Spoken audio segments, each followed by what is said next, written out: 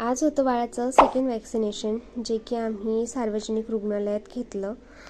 खरं तर माझ्या माहेरीच एक छान मोठं प्राथमिक आरोग्य केंद्र आहे आणि मला असं इच्छा होती की माझी जी डिलिव्हरी आहे ती ही इथेच व्हावा. म्हणजे कमी खर्चात जर चांगले उपचार मिळत असतील तर आपण लाभ घ्यायला पाहिजे.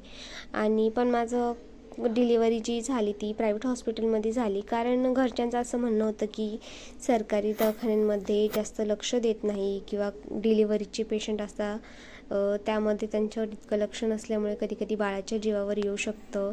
तर अशा काही गोष्टींमुळे मी गेले प्रायव्हेट हॉस्पिटलमध्ये, पण मला तरीही म्हणजे मी गावामध्येच हॉस्पिटल असल्यामुळे मी कायम इथे येत होती, कायम मी चेक करायची आणि इथला स्टाफ खरंच चांगला आहे. मला काही असं वाईट अनुभव तर नाही आहे इथला.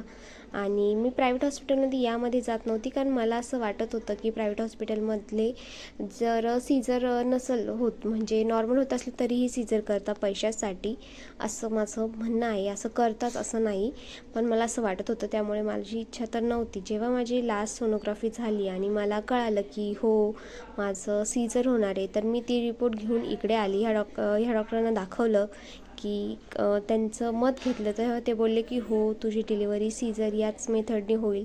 तेव्हा मग मी कुठे ॲडमिट व्हायला गेली आणि तिथेही सगळं चांगलं झालं. मला छान मुलगी झाली आणि सगळं व्यवस्थित होतं. पण तरी मला असं वाटतं की कमी पैशामध्ये इकडं होतं आहे, तर आपण इथे करायला पाहिजे. यावर तुमचं काय मत आहे मला नक्की सांगा.